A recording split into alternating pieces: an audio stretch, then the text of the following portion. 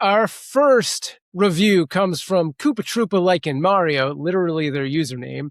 Hey guys, I hope I have some better matchups this time, but what about John Wick vs. Snake Eyes? The Last Ronin, TMNT, versus Master Chief, Superman versus One Punch Man. I feel like we've talked about that on here before, at least in a wrap-up. The Mandalorian versus Master Chief, The Prowler versus Batman, She-Hulk versus She-Ra, interesting, and The Punisher versus Deadshot, which also sounds familiar. I hope y'all like my ideas this time.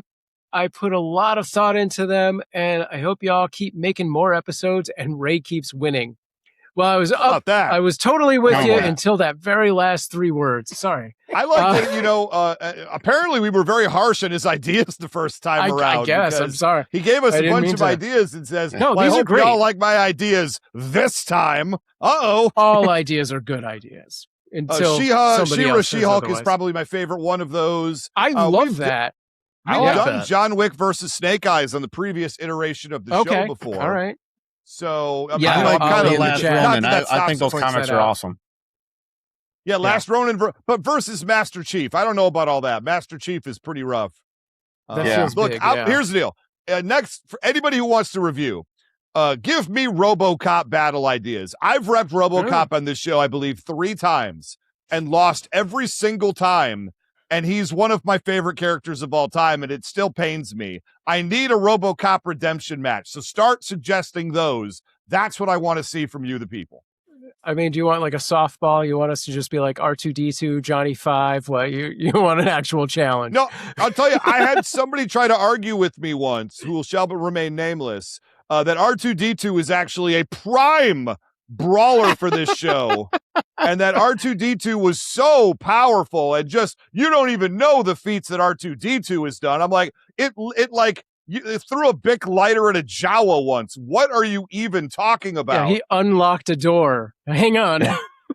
And we ended up doing a battle with R2-D2 that I insisted also had to add C-3PO because it was such a pathetic, poor battle. And then we did the battle anyways. And my character stomped 17 ways, and it wasn't even fun. And there was no argument, actually, it turns out, for that character. So, wow.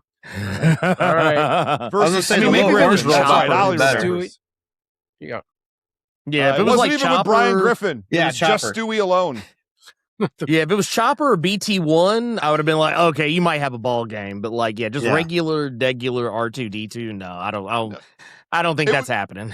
It's one, you know what? It's one of those conversations that led me to say, trust your gut, Ray. You know enough about enough that you know when you hear a bad idea in front of you. Matthew Dawson in the chat says, RoboCop versus one of those chargers that you really have to bend the wire to work. Yeah, that's those chargers are undefeated, though. I don't know if I want that smoke. They are undefeated. Good one. To be fair. All right. I have a long review here to read. It's called for Mr. Squirrel 2099. Thank you, Mr. Squirrel. It's crazy with these things. Remember when I said we didn't have one, but I saw that we were getting reviews, but I wasn't seeing anything new, and you caught it on a different app? All of a sudden, overnight, we got all 3 of these reviews in one day, and they were all from like the last 2 weeks. Apple Podcasts is funny. So here we go. Mr. Squirrel says, it's going to be another something. It cuts off. Another great couple of episodes and another long review. Daredevil versus Killer Croc surpassed my expectations, and a mutant versus a video game character is always a solid episode. For Daredevil versus Killer Croc, the matchup is so natural that Daredevil seems like he would be a part of the Bat family. Daredevil's a lot faster than Killer Croc and is obviously smarter. However, sometimes it only takes brute force to win. Sometimes just throwing a rock at someone is enough to beat them. Despite this, like Gina said, Daredevil has been taught to think on his feet and not go brute force to brute force. But in conclusion, I think Daredevil is smarter enough to stay out of the reach of any potential rocks and throw his baton off a wall and hit Croc in the head and take him out for at least 2 minutes. Well done, both of you. I would love to see this matchup in a comic, TV show, anything of the sort, please. Now, for Bishop versus Albert Wesker, it's the Captain Marvel argument. If all the attacks just make Bishop stronger, how are you supposed to beat him? Even the one's example of Bishop losing, it requires knowing that making him too strong takes him out. Now, I don't know about you, but if I see someone getting stronger for my attacks, I'm going to stop doing that attack. Sorry, Debate Master General Ray. Oh, I get a lot of titles in this one. For future matchups, I'd love to see Null, Marvel God of Symbiotes versus Martian Manhunter. Now, that's interesting. Or maybe Dash versus The Spot. Is that Dash from The Incredibles? I like that. Hashtag yes, in the year of our Lord 2026, we're still doing hashtags. And hashtag holy moly, I am jawstruck by these crocodile puns. So thank you, Mr. Squirrel. We appreciate you as always. Very good, Mr. Squirrel. All right, and we have one more it's really long, Sam. Are you going to be okay with this one? Let me prep for this here. Let's go to all right, this is from the Separatist, who says, please do Count Dooku versus Magneto. I mean, that was it. Actually. That's it. Yeah, that was good. Interesting battle. I mean, I don't know how Magneto loses that, if I can be honest with you. If you're attacking him with something metal, I don't know if the Force is going to do it. I don't see a universe where there's a loss for Magneto. In general. He definitely has the upper hand. Yeah. Doesn't he also have like a helmet? So Magneto, I'll put it this way, just succinctly. I have seen situations where Magneto has fought people who are as powerful or more powerful than himself, and he's literally killed them with his own helmet. So it's tough. Ollie Lowe in the chat says Magneto would stomp that. That's a rough matchup. But if we're ready, we're going to announce the results of the Killer Croc versus Daredevil matchup. All right. Are we ready, Sam Proof? All right. Now we're going to do the Mortalverse. The Mortalverse poll first. These are Matthew Dawson and our friends in the Mortalverse podcast audio dramas. This is, of course, the poll that comes out before the episode drops, before anyone even knows who's repping who. So, although in this case, whatever. Okay. From the Mortalverse poll, with 50% of the vote, that's a tie. That is a straight tie. They tied. Both of coming in is the most we've never seen that on Mortalverse. Daredevil versus Killer Croc. I thought they would really pick Daredevil just because he's the good guy, without knowing anything. Before the battle, just pick the good guy. You would kind of think in that scenario that would be the deciding factor, which I think happens quite a bit. All right, but that is before the battle came out. We now have the real poll. This is the one for all the marbles. With 67% of the vote, the winner is Killer Croc. Congratulations, Eric. What? Yeah. Look at that. No way. Unexpected. Killer Croc with the win. Yeah. I believe, and this is a case now, TV's Gina Ippolito of the New Rockstars YouTube channel, very popular channel. I think that she came in with a flawed premise for her argument. She's one of the best debaters in this I was not really ready for her smoke when she came on this show and absolutely handed me my own behind, according to some. And that's fine. She's very knowledgeable, and I've known her for a very long time.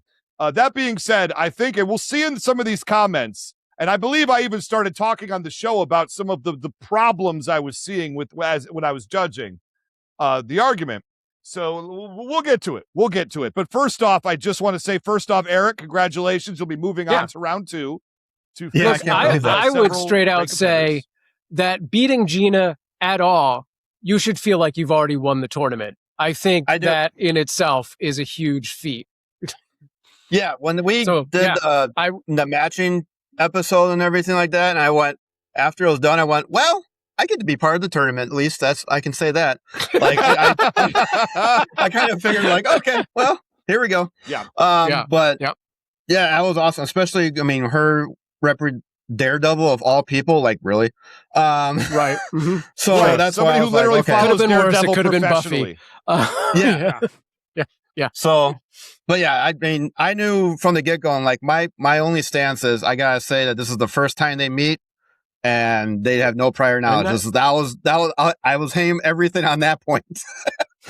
I mean, I think that was really the thing that did it for you, was like the canon of like Daredevil takes the hits those first matchups, the first meetup, and leaves bloodied and not great.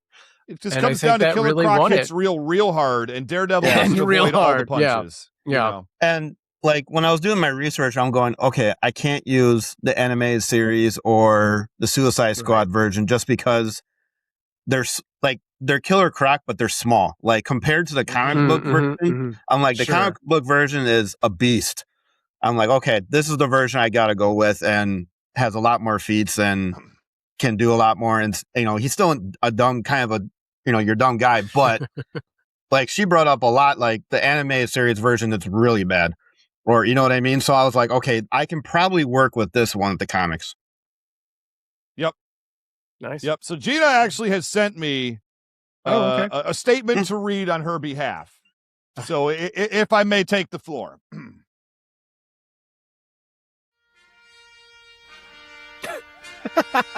Wow.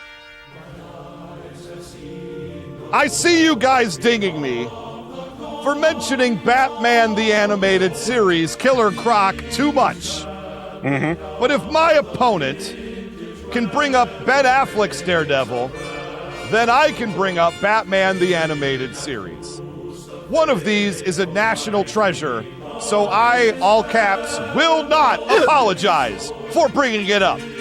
If we only looked at the iterations we want and we ignore the rest, are we even Americans anymore?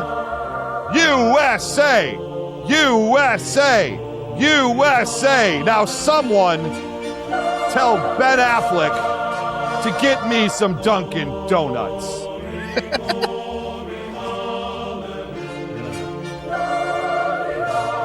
All right. Yeah. Well done. That's it. I believe she knew she was going to lose at that point. It sounds like. So congratulations to Eric. You will be facing, one of our two winners. Matthew Dawson won his first round matchup, and William Schmidt won his as the number 1 seed, won his first round matchup. And that means if you're counting at home, you know what the next battle for the tournament's going to be, the last one in round 1. Yep. We'll talk about that at the end of the episode. Okay. Real quick, since I didn't do this when I introduced all the guests, I just want to give a quick shout out to the people in the chat, Ollie Lowe and Matthew Dawson. And you could have been one of those people if you had joined the Patreon, and that's free. You could go to patreon.com/whowouldwinmasters, join for free, and you could be watching this live behind the scenes when we record our wrap-ups. Bjorn Turner was here too before something happened. Oh, yeah. Sorry, Bjorn. I apparently had way too much power available to me. Yeah, we're gonna have to work that out logistically after this episode's over. I think there's too much power. Yeah, okay. To be fair. Didn't realize. So we're gonna read some comments now. Sam, are you ready for some comments? Yeah. Let's do it. Let's go. Although this says you're gonna start, so you do it. I am gonna start. We're gonna go with the Snark Knight. You get to open us off today, Snark Knight. Thank you very much for joining the program. Great to see Ernie back in the mix. I'm a longtime fan of his work. Wow, how about that? Longtime fans coming over. Crossover, here we are. Ray made some great arguments for Wesker, but it's a tough draw. Oh, wait, I'm looking at the wrong one.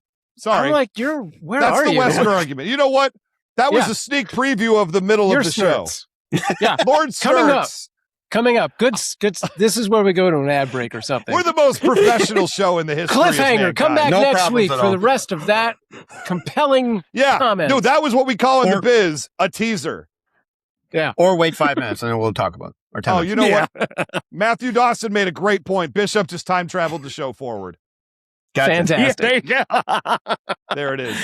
Lord Snurts, he says, Gina did a great job, but wasted time arguing against Killer Croc with the Batman the Animated Series version. She did lean on that. And I believe as a judge, I called that out after point number 2, right? Am I crazy? Yeah.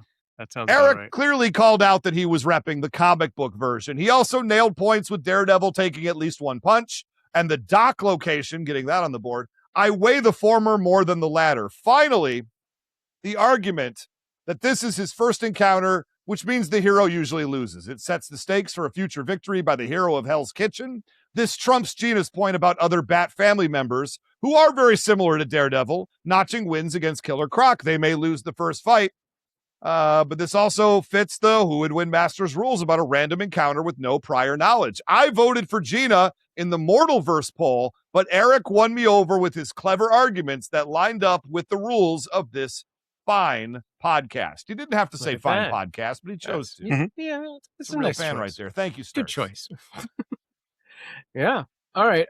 Next up, we have from Nate. Hi, Nate. Round 1 grappling hook versus ginormous bean. Point to Gina. Round 2 Kingpin versus Kingpin. Point for Eric. Point 3 was a wash. They have both won and lost many fights. Ultimately, it came down to the fact that Gina didn't give a direct way in which Daredevil could hurt or, more importantly, incapacitate Killer Croc, whereas Eric made it clear that the power of one punch or bite could seriously damage Daredevil. I almost gave my vote to Gina just based on the grappling hook, but in the end, I needed a little more. There you go. Yeah. There it is. There it is. We'll do one more here and we'll go to comments. All right. Lynn Stein says, nope, that's the wrong one. God, nope. it keeps jumping William me backwards, Schmidt. folks. It's pronounced William Magic. Schmidt. It's William Schmidt. I'm reading William. I don't know what is happening with this document. William Schmidt says, Eric did his homework for this one, and he presented enough to convince me Killer Croc could win this first encounter. The biggest difference between the Kingpin and Killer Croc is Killer Croc's natural armor. Daredevil would have a very hard time inflicting damage on Killer Croc in a first encounter. Croc's natural armor is classified as quote-unquote bulletproof, so I would say it would neutralize all but Daredevil's most precise and powerful strikes. Another issue for Daredevil is that Croc's claws and tail would introduce combat issues that he is not used to. I would have to assume that he would get hit a few times during the encounter, worse if the battle goes into the water. So overall, I see this random first encounter going poorly for Matt, who would have to flee after sustaining some serious damage. I see the comic book arc having him learn more about crocodiles and their weaknesses, and then finding a way to defeat Croc in the second or third encounter. I love that we cut to a montage of like Daredevil at the library, like, oh, their teeth are very big. Like, that's a big bite force. Look at that. What's on the Wikipedia? That's right. I mean, look at this guy. He's crazy. There he is. Yeah. Mean-looking guy. Yeah. Well, that's another scary thing about Killer Croc is that it always is which Killer Croc shows up because he mutates a lot. Yeah. Yes. And he can go from being like a big dude with scales to a literal humanoid crocodile. So it's like it's a tough matchup. It's a very tough matchup. And I say that as the president and treasurer of the Hornhead fan club. Nice. There it is. And that's why I went more with the comic book version, just because for the most part, the comics kind of stay at that one version. But yeah, he's totally different than, like she said, the animated series or in the Suicide Squad version. Yeah, sure. Sure. Yeah, and this is my biggest problem. And she called it out herself. Like, I don't think she's happy about it. But the fact that she seemed to place her entire argument against the Batman, the animated series version of Killer Croc, and you kept coming back saying, no, it's the comic book, and doing comic book stuff. And then she would go back to her next point and attack the Batman animated series version more, which is her favorite version. I mean, we're all huge fans of the animated series, but her, still cool. She studies it. Sure. So, I mean, I understood the inclination to do that, but like, I think that ultimately she was attacking a straw man at that point, and our audience did not respond to it like she would have wanted them to. Yeah. I also, her giving up and conceding that it could take place on the dock was a bad. It's home field advantage. If one person sets the battlefield and the other person doesn't push back on it at all, the person who does this is a new move in Who Would Win Masters, is setting the battlefield and then seeing what your opponent does with that. And if they don't push back, then you kind of de facto get it in the eyes of the listeners or the ears. So that's a very interesting strategy, and Eric made it work. Yeah. I mean, because like you said, I didn't want to go like 100% in a city or something. Like, okay, now we're in trouble. Sure. But I also know that this wasn't going to, I mean, I'd be crazy to think, oh yeah, we're gonna fight underwater. Like that's not gonna happen. Yeah. So I'm like, okay, this could work. And she kind of set it up like that. I'm like, ooh, this is what I was hoping for. I'm just gonna keep going with it. Yeah, but if you are in a city, Gina, you're always close to a sewer. Yeah, you suggested the docks. I counter with, what if we just do it in a hallway? And then it's over. Daredevil wins outright. Maybe. So, all right, we got a few more to read here. Here we go. John Shanks. I got it. John Shanks says, as Ray said, Gina definitely had the first round, despite continually referring to the wrong version of Croc, as we've said. But Eric took round 2. Whilst this is the first encounter, I think both have faced similar opponents before, with Kingpin and Nightwing being the best examples, although I think Gina missed a trick by not bringing up some of Spider-Man's villains that Daredevil has defeated in comics, like the Lizard and Rhino. It's a good point. Yeah, however, Gina's final point about Daredevil's ability takes it over Croc's animalistic rage attack. Oh, adaptability. Thank you. Takes it over Croc's animalistic rage attack with precision attacks and strategy over brute force. So give it to Daredevil anyway. So that is. I've got a nice one here. Okay. Cam Sully always bringing the positive vibes. His quote is #Gina always loses. I don't know what his issue not accurate, is. Apparently, I don't know, because she tends to win. So that is a strange. That is a strange comment. She did. Yeah, did not win. Like you said, I mean, this was a big win for me. I mean, this is for sure right up there with beating Ray. So I mean, like I'm not gonna lie, I was surprised when I saw the results. I was like, "Oh, no way." Well, to be fair, Eric, you're on the show for a reason. I mean, I guess that is true. Everyone who's in the tournament, got there by earning that spot. That's right. There are 7 people who deeply earned their spot to be in that tournament, and Delvin Cox was there too. That's true. Wow. But this battle, this poll was very back and forth. It was 50-50 for a little while on the actual Patreon poll for a few days. And it was just in the last few days that, Croc took it. So this was a very close one. Okay. The Snark Knight. The real you didn't want to read this one as well. Okay. Said this close battle was entertaining and tough to judge. I felt like Gina came out strong and finished that way, while Eric won the middle. In the end, I went with Gina's argument. I felt like she effectively used Fisk as an example of Daredevil beating a similar but much smarter and more cunning opponent, and pointed out examples of Croc losing to opponents with similar and lesser skill sets as Daredevil. She also effectively countered with Eric's main point about Croc's strength and ferocity with Daredevil's ability and durability. Eric's case was solid, but I give the slightest edge to Gina and Daredevil. All right. There you go. Well, Forbidden Mob joined us, and he says, what a fun episode. I was convinced the Devil of Hell's Kitchen would make handbags out of Croc going into this. But fairly quickly, Eric demonstrated a clear path to victory through durability and sheer power, because Eric listens to the show and he knows what works. Daredevil is faster, more agile, smarter, and has the better senses. But eventually, Croc is going to land a hit or two, and it's going to be bad. Gina's prep time point was a waste of time since it's against the rules. This hurt Gina's case, unfortunately. Eric used his counterpoints to bury this idea. Gina mentioned Daredevil's fighting ability, background, and durability, but Croc is over 600 pounds, 7 feet tall, and is a wrestler himself. He wins this point. Croc fights on instinct, like Eric said. He doesn't need to be smarter. He needs to be deadlier, which was shown here today. Awesome and fun episode. I enjoyed the back and forth. Don't forget to subscribe to Patreon for more premium content. It's free. Now that's why Forbidden Mob is my favorite listener. I'm going to say right now. Commercial right there. Right? That's an ad read right there.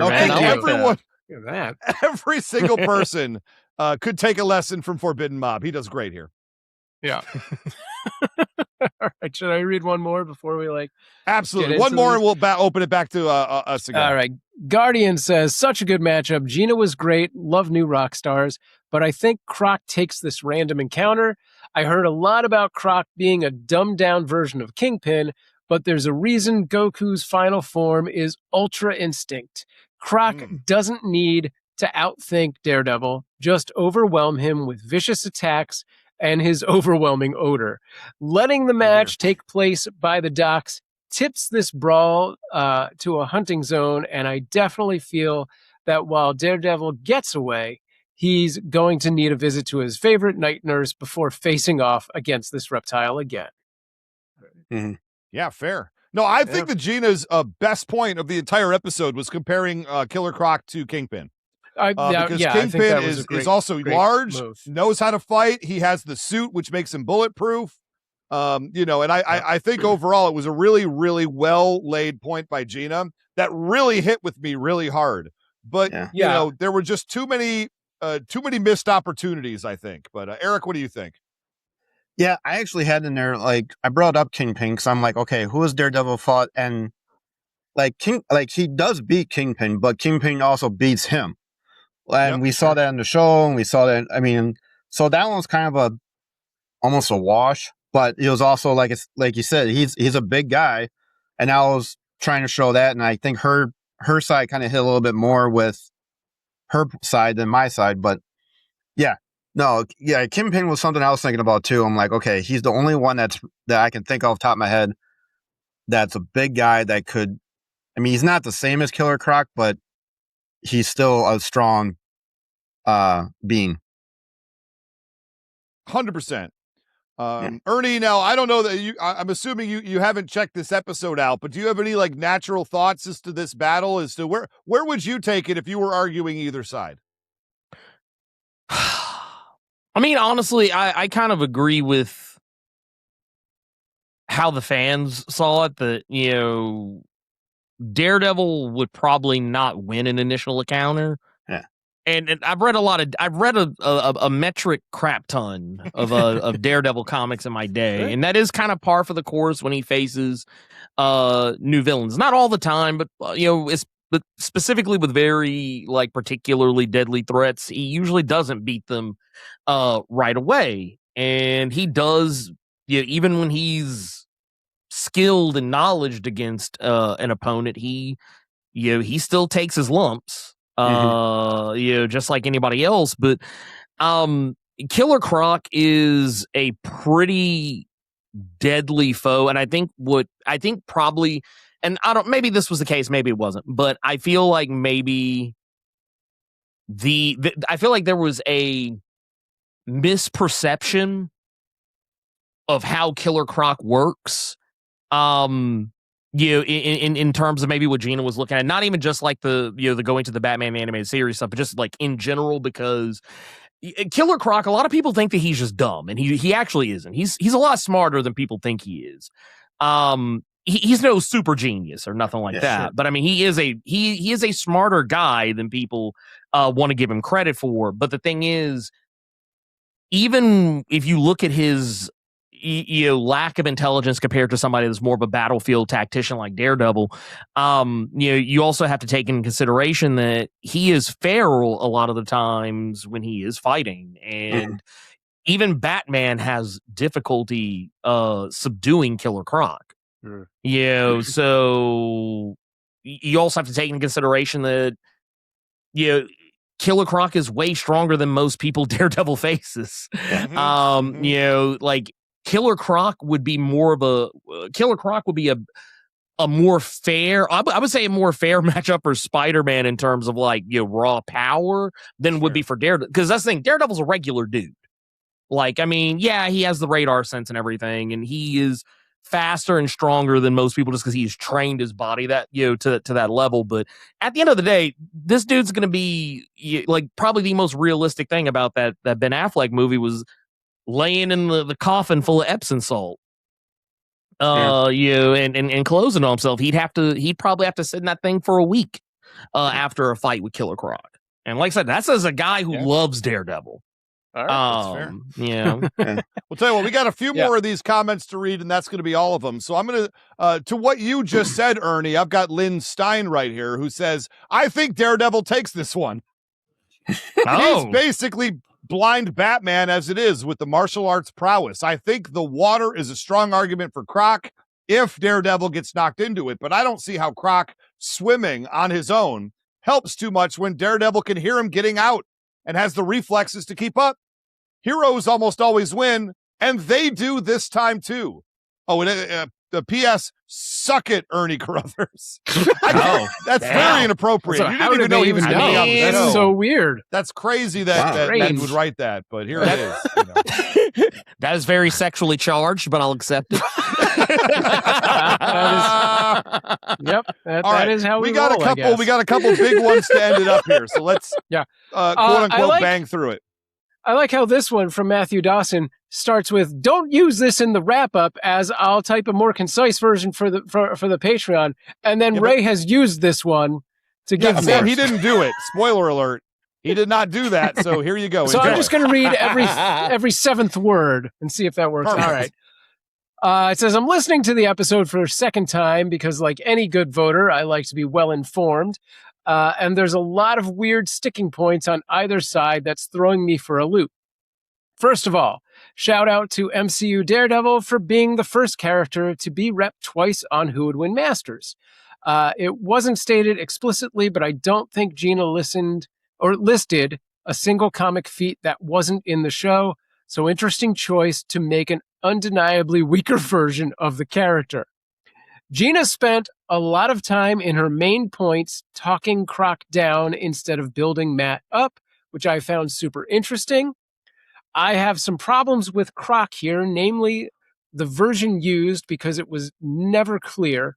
Gina focused a lot on the BTAS version of Croc, while Eric said he was using the Arkham video game version, which would be great if he hadn't spent all of his points listing comic feats, beating Aquaman, King Shark, etc.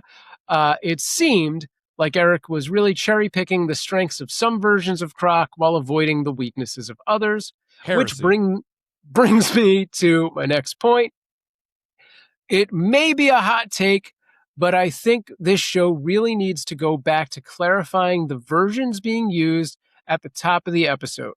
It kind of screwed Jay Sandlin over in his tournament episode, and as I mentioned on my wrap-up show, it could have screwed me over as well if Delvin, would have chose the Legends version of Chewbacca, which he technically could have. We wouldn't have let him. I'm still not 100% sure which version of either character was used here, and that bothers me as a nerd who likes to fact-check things. And the battlefield playing a big part in this fight was fun as well, and at Sam Proof was on his pun-making A-game. I still haven't decided who I'll vote for, but I'll keep debating with myself until I figure it out. And that podcast of Matthew debating with himself is available. No, I'm just kidding. Yeah. Oh, man. I actually have the cover photo of that podcast. I'm going to put it on the video here. Okay. There it is. Well, all right. And if you had joined us behind the scenes on the being a member of the Patreon, you would have seen that. Sorry, there will be no supercut of that there. There will be no supercut of that. Anyway, I got one more to read here. It's Ollie Lowe. All right. And Ollie Lowe likes to talk. He's in our chat right now, and I'm going to read the whole thing, Ollie. Going to read the whole thing. I enjoyed this battle. So a few thoughts, and I will try to keep it at a few. Sure you will. I think Eric won, and here's why. It sounded like Gina needed to brush up on the rules, since in the first point, there was a brief moment when she made it sound like this would be a battle of Daredevil and his amazing friends versus Killer Croc. And more than a few references to getting there early and setting traps, not even slightly in the rules. The who they've beaten and the who they've lost against argument usually feels like it becomes meaningless when it comes to Marvel and DC because, and I'll be fair to Gina for bringing the point up, they've all beaten or lost to each other at some point. That said, saying that Croc managed to go toe-to-toe with both Aquaman, King Shark, and General Zod, it's a pretty impressive feat.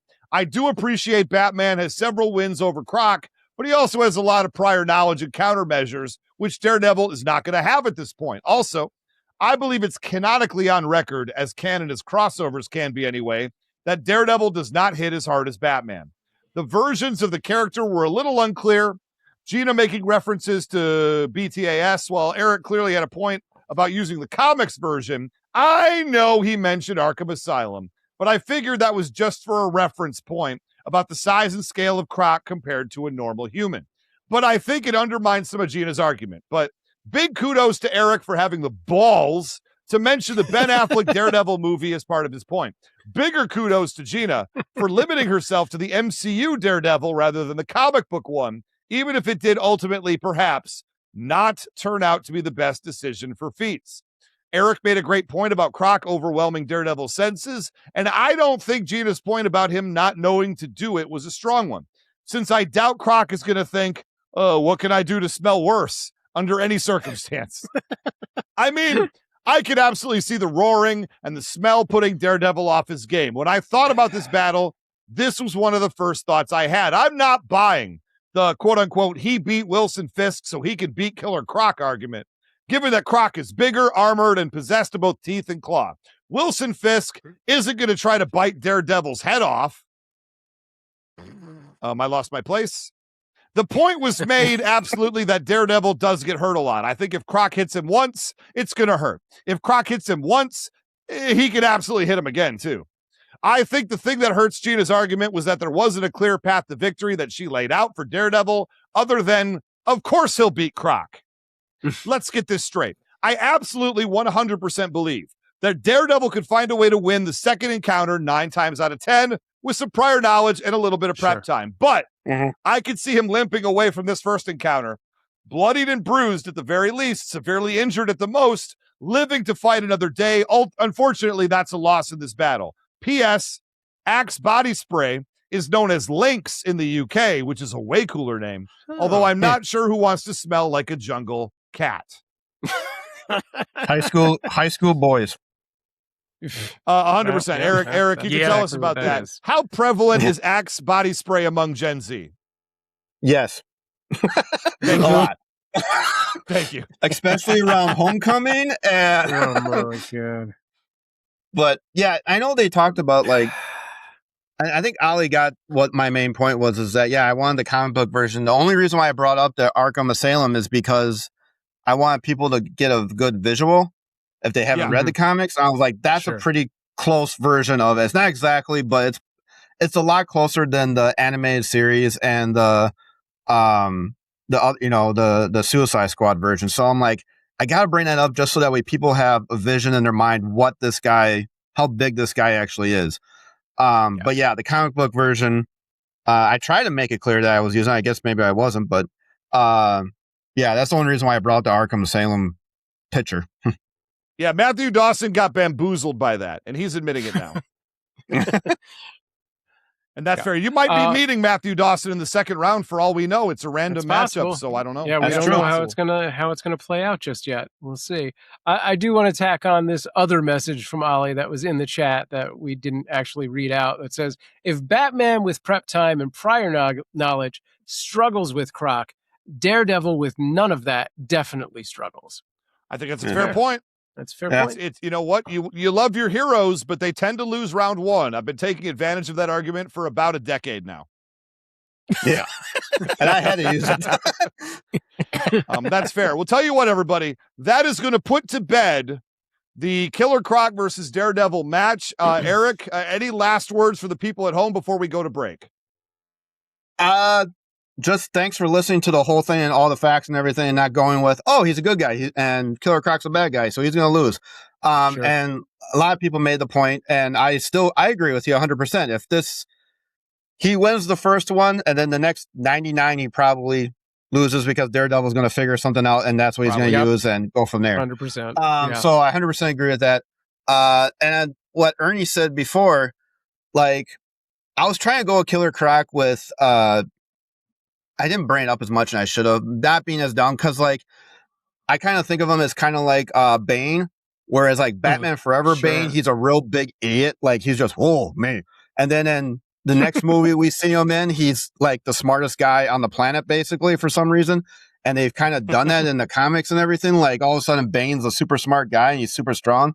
So I guess I was gonna try to go more that way, and I was kind of thinking Killer Croc like that. Yeah, I'm not saying he's I'm not saying he's going to find a cure for cancer anytime soon, but he's also not like that big idiot like we saw Bane in Batman Forever or whatever, just like has no sense or not. Like he still comes up. He has his own storylines.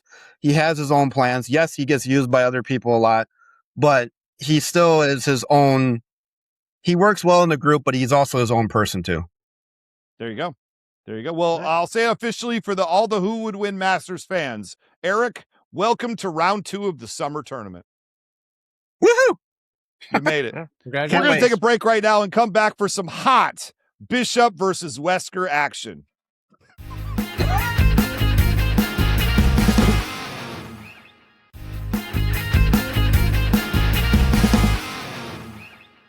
All right, welcome back. We are going to go straight into revealing the poll results for Bishop versus Wesker. Just a quick reminder, time traveler versus successful virologist.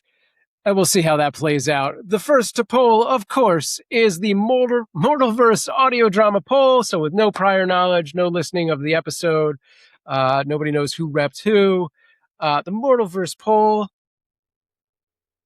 with 80% of the vote, you have voted for Albert Wesker. Wow. All right. Wow. Okay. All right. Whoa. All right. Now, the official poll, the Patreon poll that you can all vote, not for this one, but for future polls over at patreon.com/whowodwinmasters. And we remember Sam Proof voted for Ernie in this battle. He did. So Ernie got a victory with Sam. Do the people agree?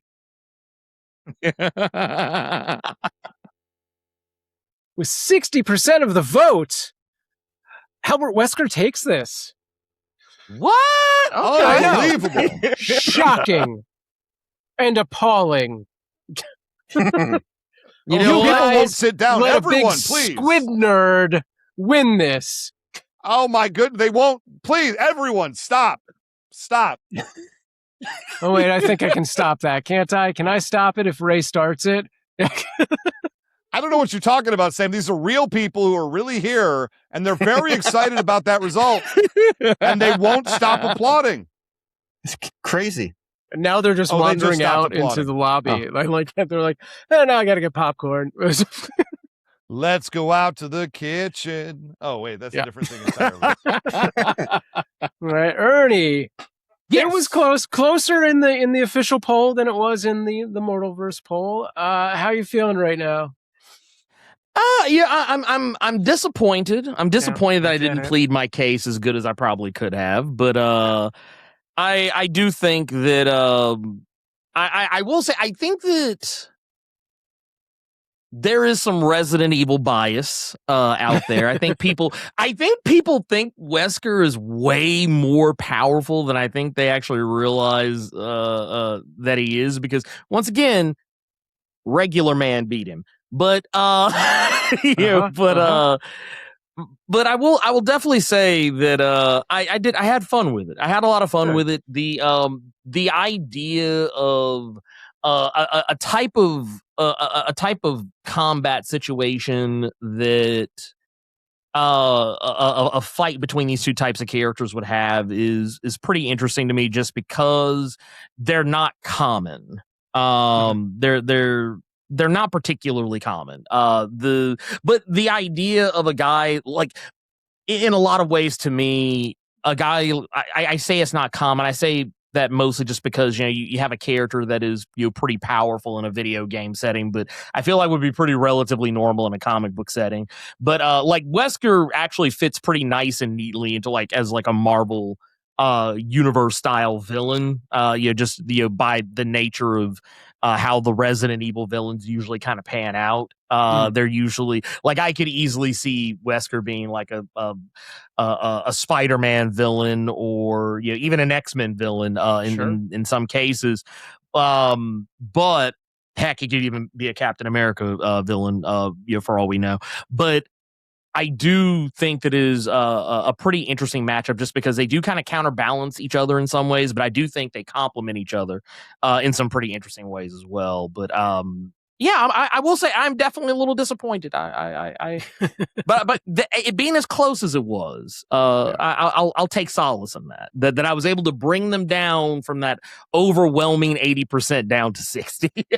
That's right. You pulled 20% back to you. You know, I think Ernie, ask your audience what they think, and then and then obviously we'll have the real answer. Yeah. Ollie Lowe in the chat said, I said this on the Discord yesterday, Wesker would fit into the Marvel Universe, which I don't know. Do we have that comment coming up, Ray? Do you know, or not so much? I mean, we'll find out when we finish because he's got the final comment once again. And wouldn't you know it, I'm tagged to read it.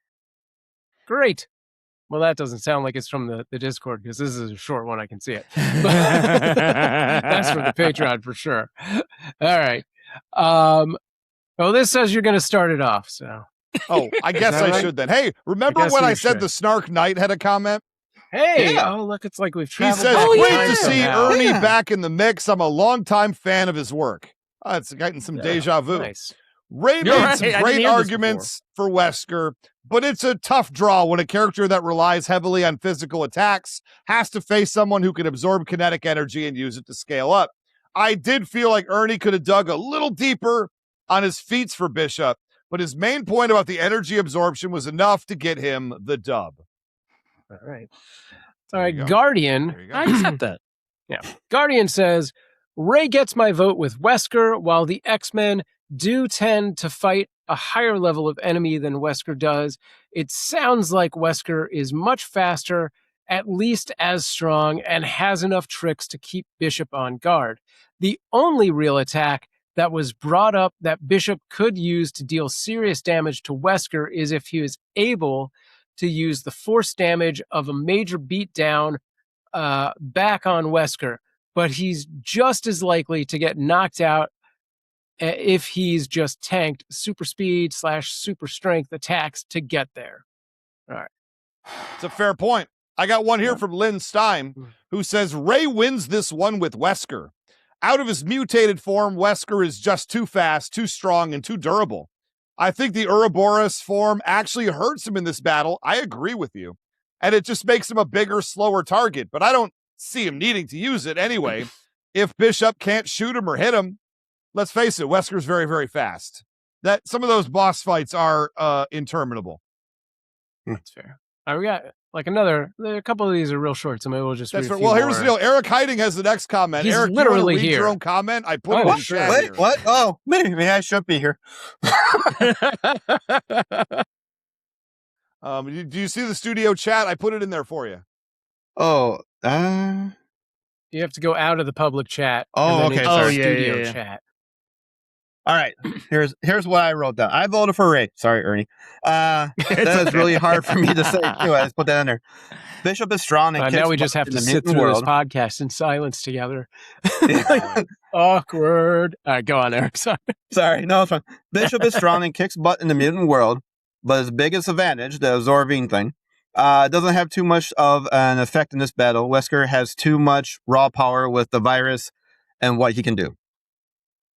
There you go. So that was what I was Ernie, thinking when I heard what it. You're hearing so far? This is a rare time when you can yell at a commenter to his face. Well, I guess you know what I guess my assumption was that I wouldn't have to explain the minutia of how Bishop's power works. And maybe I should have, because I think a lot of people misunderstood what I said, that when people thought that, oh, he has to, get his ass kicked to become more powerful. I think the thing that people might have misunderstood is that he doesn't have to sit there and, get his ass kicked to become more powerful. He doesn't have to take damage. No, he doesn't have to. Matter of fact, because of the fact, and this is something that I wish I would have leaned a little bit more on. He does. I think some people might be working off of old information. Bishop does have the ability to absorb strikes. And it basically makes him invulnerable to blunt force attacks. And any strikes. And I kind of just assume that if I said he can absorb attacks, people would have just been like, "Oh, okay." They'll just assume. I assumed they would understand what I was saying, but I mean, the thing is, when someone fights Bishop hand to hand, like let's say for argument's sake that we're taking the Ouroboros out of it. Even if Wesker like struck him, he would absorb the energy and it wouldn't actually hurt him. Like he's actually resistant to attacks that he absorbs. He's kind of like Captain Marvel in that way that like the more you like swing at them, the worse it is. And I probably should have I should have just taken the time to go into the minutia of that. But yeah, and also I will say I think people misunderstand that there's a difference between Chris Redfield trying to shoot Wesker and Bishop trying to shoot fair Wesker. Point. It's a very because Chris is a regular, like I think people forget Chris is not a regular guy. I will push back on that all day long, sir. Okay, I'll put it like this. He is not a mutant and he does not have the same, like, well, he is definitely trained. He is not trained to fight the same things that, like, Bishop is trained to fight people who are as powerful or more powerful than himself on a level that, for as much as Chris has his training, it's not the same thing. Like this is still it's still like a night and day difference. And I think, and once again, I think maybe it's because of less exposure that maybe this is the case. But yeah, I don't know. I feel like maybe this is what I would say, dude. This is what I would say for anybody who still doubts me. And this is a shameless plug. I have a video where I completely break down Bishop. Come back and tell me what you think after hearing, and I'm not talking about like old information. I'm talking about, like current information about Bishop, not like stuff that was from the 1990s or the early aughts. I'm talking about like what Bishop can do today. And how much he has evolved and changed from like when he initially was introduced in the 90s to where he is at now. I think sometimes, and I encounter this a lot when I talk to people about X-Men related stuff, a lot of people operate on information that is usually either A, from movies, or B, from TV shows, not always from comics. And while that is good stuff, a lot of times 99.9999999% of the time, when you're talking about a movie or TV show version of a character versus the comic book version of a character, and I think we even kind of talked about this a lot during the Killer Croc Daredevil segment, characters are usually nerfed in those other mediums.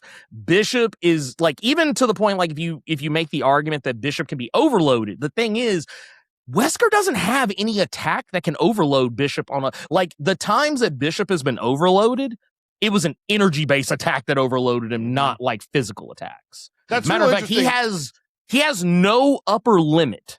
Bishop has no upper limit on the amount of times he's been hit before he is overloaded. The only times he's ever, like, we're talking like Cyclops unloading an unchecked optic blast on him sustained. That has overloaded him before. And his sister Shard has overloaded him before, but she is an energy-based attacker.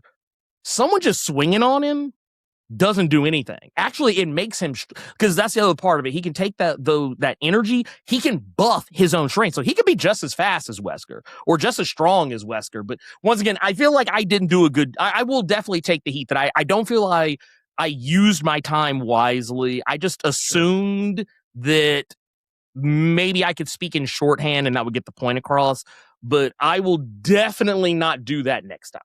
I will be fair enough. I will be so granular, it will be painful. So what I hear I will make sure. What I hear you saying is my arguments were so strong it just threw you completely off your game. Yeah, I guess it did. You know what? I'm going to go back into the chamber. I'm going to train and come back with newfound resolve. I love that. I love that. When I made my comment, like you said, I kind of thought of, like, I'm thinking Bishop, like X-Men 97 Bishop is kicking butt. Like, I love that show and I love him in that show, but I'm thinking, okay, he's got to get hit by something, or even, not real spoiler, but in the last one, Storm hits him with stuff. And like, that's how he did it. I'm thinking, okay, this guy, like, if you come up and just hit him, okay, you got a little bit of power. That's not going to be enough to Bishop to blast another big thing against him. If a guy just like, if I will come or one of us claim and just punch them, like he's not going to get enough energy from that. If, like you said, the show, and he's probably nerfed, but the show shows him like, wow, I got hit really hard. Now I can do this thing. You know what I mean? So I'll take that. Yeah.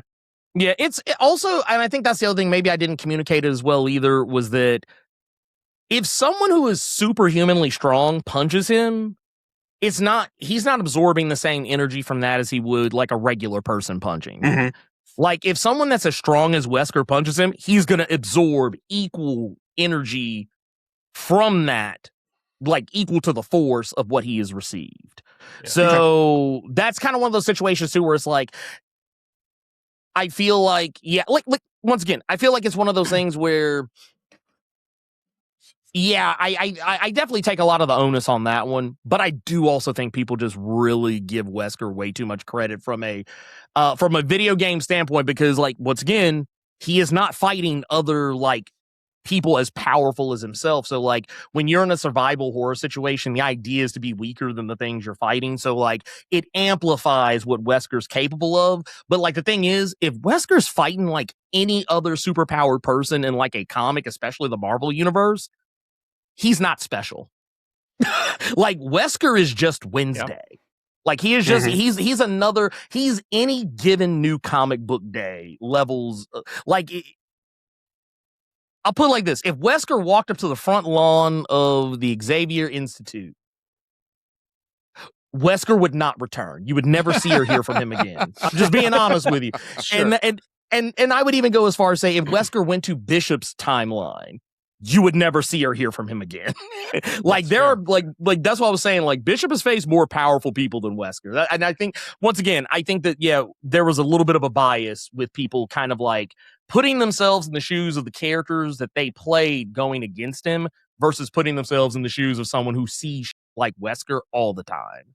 I mean, that's a fair point. I will only just say, like, when I did my deep dive on Bishop, you know, I didn't see some of maybe the very, very recent stuff that came out. I was dealing mainly with historical Bishop.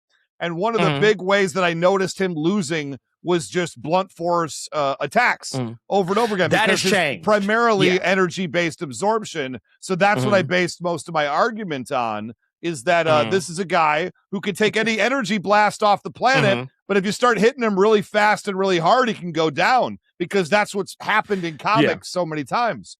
And that worked as far as the audience goes. But as you're saying, and these are comics I apparently need to check out, is that they've sort of like made that not the case anymore. Well, yeah, so that was how he originally was back in the 90s. But as he has evolved as a character, that's been less and less the case. Like his Bishop's power today, like some people might be familiar with the character Sebastian Shaw of the Hellfire Club.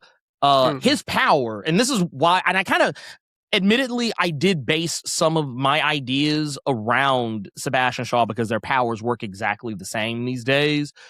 I remember reading comics where Sebastian Shaw would get up in the morning and just let people beat the shit out of him. So that way he'd always have a reserve of power, like just on hand. So that's why I was thinking like, oh yeah, if he's fighting this guy and this guy's like literally swinging at him, hitting him, whatever, punching him or kicking him or even slapping him with those tentacles, I was like, yeah, that's pretty much probably the way it's going to go, is that it's going to make him more powerful. Like his strength will increase, his speed, his stamina, his durability. He's already resistant to the things that he absorbs anyway. So that's one of those things that kind of adds a layer of invulnerability. But yeah, that's one of the things, and it's a common thing I deal with. Once again, when I talk to people in these types of conversations, is usually there'll be people that they'll know the thing, but they don't know the recent thing. They'll know like the older thing, and then when it's like, okay, well, here, have you read this? Have you read this? Have you read that? And it'll be like, okay, now your mind can go forward with with new information. But once again, I do highly recommend anyone who is on the fence about what I'm saying, watch my video about Bishop that I put out like a couple of years ago. And I get granular on that. And I think a lot of people will probably walk away with a different opinion of the character. I think it's time to refeature that video so everybody can go to your channel and find it right away. That's my vote. Yeah, I think it's going to have to be a thing. Before I changed my vote to Bishop now. Oh, there it is. There it is. We got a few more of these to read. Sam, why don't you start us off here, and we'll read the last few, and we'll call it good. Lord Snurts says, this is hard for me to read. Time cop, time cop, time cop. Oof. Listen, that's the trifecta of greatest time travel movies of all time. Let's keep it real. I don't know about and a comic book movie. And a comic book movie. I did not even realize that. How about that? Mm-hmm. It's based on a comic. I mean, everything's based on a comic at this point, right? That's what nowadays, There are random movies that just come out, and then it'll just be like, "Oh, this is based on a comic book from 1993," and it'll be like, I can't even come up with a recent example, but I was looking at some movies that I was sort of interested in. Maybe it was Lucy with Scarlett Johansson. Maybe I'm wrong about that. Oh, yeah. Because all of a sudden they're like, oh, it's based on a comic book from like 1987. I'm like, what are we even doing anymore? This is crazy. It's like the day when I saw Road to Perdition the first time, and I was talking to somebody outside the theater. They were like, yeah, it's based on a comic. I was like, word? Crazy. What is happening? That's what. Anyway, Lord Moxford or Dr. Moxford, PhD, says these are pretty evenly matched characters. Wesker's final form leaves everything on the table. Bishop's powers will absorb the physical and lava hits, turning them back on Wesker, giving Bishop the win, I think. There you go. All right. That's somebody who knows his research. I like that. I like that one. Yeah. I like that one. Well, there you go. There you go. Better than mine. I mean, but it was a fair one. It was a fair one. It was a very fair one. Wes Holt says, Wesker all the way. Can see him speed blitzing him. The energy absorption might cause a wrinkle, but Wesker takes it. See, Wes Holt, you got a good head on your shoulders right there. Right. All right, I got Ollie Lowe to bring us home again, and he's in chat. So, Ollie, tell me if I get any of this wrong. Buckle in, folks. Get a water. This was indeed an interesting battle. Resident Evil is in my top 3 gaming franchises of all time. Me too. And I love Wesker as a character, and I'm also pretty indifferent about Bishop. I'm aware every X-Man is someone's favorite, though, so my opinion in that is completely irrelevant. Fair. I think the guns are a bit of a wash. Wesker can dodge bullets, and I don't think Bishop's going to be worried about the samurai edge. Let's get to the tyrant in the room. Ernie made a point about Wesker losing to Chris, a normal guy. And as Ray countered, anyone who punches boulders ain't normal.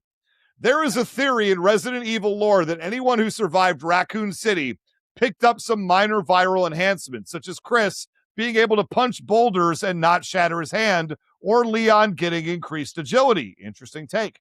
It's interesting to note that the only time Chris fought Wesker solo, he got beat badly and had to battlefield remove himself at the end of Code Veronica. Every other time, he had a partner to help him. Jill in Lost in Nightmares, Sheva in Resident Evil 5. So, I don't think Ernie's point was necessarily as strong as he thought it was. Take that, Ernie. I think that enhanced my point. Yeah, wow. Don't worry about that. I feel like that enhances my point, actually. Looking at Wesker's character, there's more. Yes, he does have an ego, but I think a lot of the problems he had with Chris were because he let his hatred overcome his better judgment. I had a whole point about that, and I ran out of time and didn't really find a good place for it. I think Wesker let people live. Did I say this on the show? Because he's trying to impress them. And so he often let characters survive that he wouldn't normally need to, because he wanted them to think he was cool. And that wouldn't be the case with Bishop. Anyway, it's a theory I have. Anyway, I don't think he's going to have that issue with Bishop. Thank you. He doesn't know Bishop. He probably isn't going to care about Bishop until the energy absorption comes into play. And then I think the internet becomes peaked, or the interest becomes peaked, because Wesker's going to work out something is going on. As Ray pointed out, he's not stupid, far from it. So I could see him wanting to study Bishop. It's just a case of if he wants to study him alive or dead. Wow. Ray played up Wesker's combat ability, and he made a point I think could be decisive in how Wesker likes to pick people up by the throat. If he punches him a bunch of times to little effect, I can see him thinking of other ways. Marvel lore states that a good way to beat energy absorption guys is to choke them out. I'm pretty sure I saw Nightcrawler do that to Sebastian Shaw a while ago. Wesker's ability to use an environment also came up, shooting out a chandelier to incapacitate Lisa Trevor, who was also pretty much unkillable via conventional means. I think he also played up the durability quite well, and that's going to be important. The problem I have with announcing an easy Wesker victory is that he has a similar problem to someone like Homelander, except Wesker's maybe more sympathetic of the two characters, not by much. He's the peak in his universe, and in theory, nobody should be able to touch him, whereas Bishop has to punch up quite often. That said, speed kills, and Wesker has plenty of it. I think he has more than enough to put the hurt on Bishop. I always remember Kevin Bacon, somehow, in X-Men First Class, how he gave the impression he was pretty much invulnerable from any sort of energy attack until he wasn't when Magneto shoved that coin through his skull. Spoilers for a 14-year-old movie. And that's a scarier thought than anything Wesker or Bishop can cook up in this battle. And if Bishop had the ability to completely negate any damage from being hit, I thought Ernie would have mentioned it. The Ouroboros form, did, but yeah, I just didn't hammer on it. Wasn't hammered on, yeah. I was like, okay. The Ouroboros form, I don't even think needs to come out. I intentionally went away from that form because I think it's a weaker form.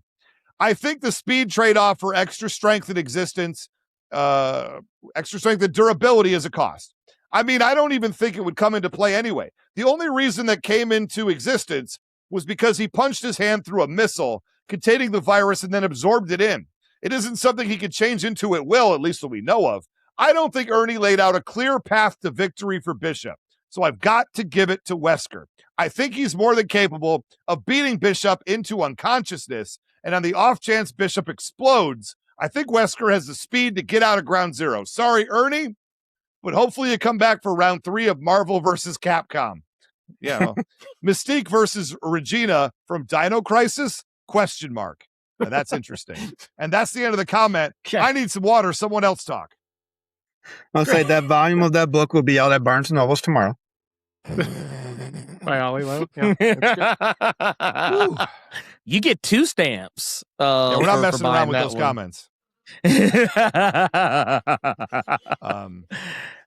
mean, I see some of it, but I do feel like there is, once again, I feel like there is some Wesker bias. I fall back on, I think people just are really so enamored. Like, I think they are enamored with Wesker in those games. And don't get me wrong, I love Wesker. He's my favorite character outside, like, as far as like villainous characters go from that game series, and has been for a long time. And that was even before he got the glow up in Code Veronica. I was a shameless fan of Wesker even before that.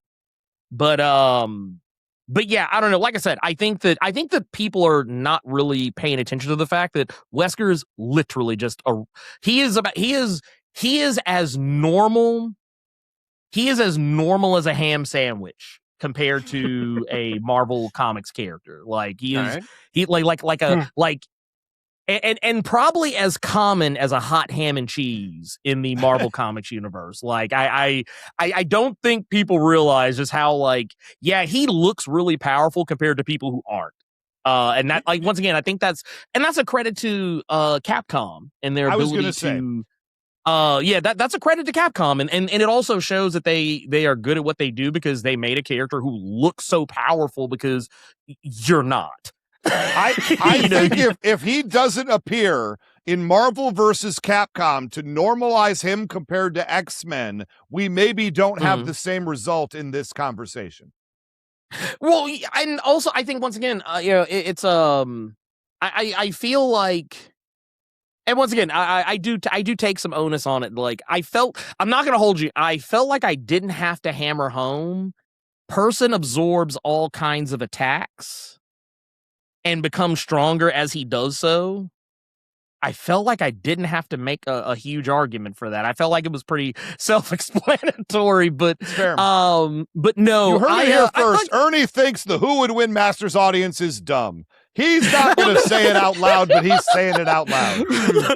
Well, no, I have been accused of over-explaining things at times. So I was like, you know what? No, I'm assuming that that I wouldn't have to here, but no, I do feel like maybe there was a misinterpretation, or maybe I didn't sell the idea of what Bishop is capable of, because I mean, like I said, Bishop has fought people way more powerful than Wesker and come out the other side of it. So there you go. and just for FYI, Bishop does not shoot bullets. So he shoots lasers. And as Matthew Dawson said in the chat, I voted for Bishop because Bishop uses lasers, and lasers are cool. So there you go. They are really cool. They are. All right. They are very cool. We're going to leave that as the last word. Lasers are cool, Matthew Dawson. And we're going to come right back to kind of talk about where we're going forward and what we've been watching. So stick around and enjoy what comes on the rest of this episode.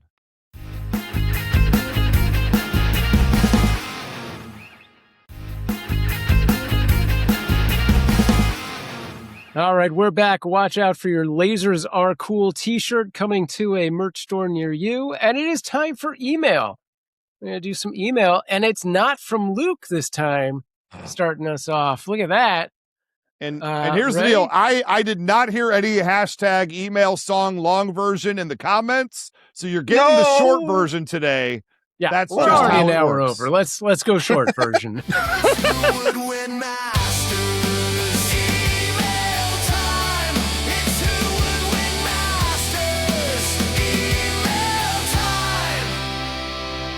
We all know that song could go on a lot longer, but it's not going to. Ryan, a new writer of emails. It's not Luke. Luke, we love you anyway. But Ryan has wrote in, and he's got a banger here. And again, buckle in for a sec.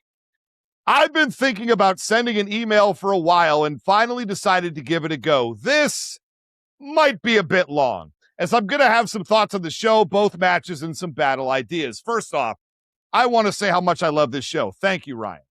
I stumbled upon it long ago and proceeded to watch every single episode on Spotify and kept up with it ever since. I really appreciate how much thought goes into actually making interesting matchups and how every debater has their own way of doing things. I will admit, there was a period I was growing uncomfortable with the show because of a certain factor that is no longer involved with it. Could be anybody. Or anything. Who knows? But boy, have things gotten better. And as a side note, shout out to Sam for being the perfect addition to the show. Now, with that said, in regards to the matches, Daredevil versus Killer Croc. I've always liked Croc a lot. And the Daredevil show got me to like his character too. So this is one that I was excited for. Going into it, I did think Daredevil would have this easily. But after the battle, I was surprised to realize I was siding with Croc on this one. I think Gina shot herself in the foot a couple times when she conceded that it would take place on a dock, and by admitting that Daredevil would likely get hit. She tried to argue that he could take it, and I'm sure he could take some big blows. But the thing with agile characters is that they can't deal enough damage with individual hits, which I didn't hear anything to make me think Daredevil could. Well, then it becomes a war of attrition. And that's where agile characters have a disadvantage, because they have to be constantly dodging and wearing themselves out as they try to do enough to bring down the opponent. And it sounds like Croc is guaranteed to land a hit, which might not keep him down, but it's sure to stun and injure him, which would make it even harder for Daredevil to keep it up, especially considering how savage Croc is. I could see Daredevil slowly whittling away at Croc and then getting caught by one heavy blow, and suddenly he's on the back foot, let alone if Croc manages to sink his teeth into him. I imagine after the first hit, it won't be long before another hit lands, and at that point, Daredevil will need to either get more aggressive and hope to land a strong enough blow or get out of there, and either choice is likely to result in him losing this one. Now, Bishop versus Albert Wesker. I love another Marvel versus Capcom match. Storm versus Dante is one of the best episodes of this show, quite honestly. How about that? I like that both characters, but only know some about them.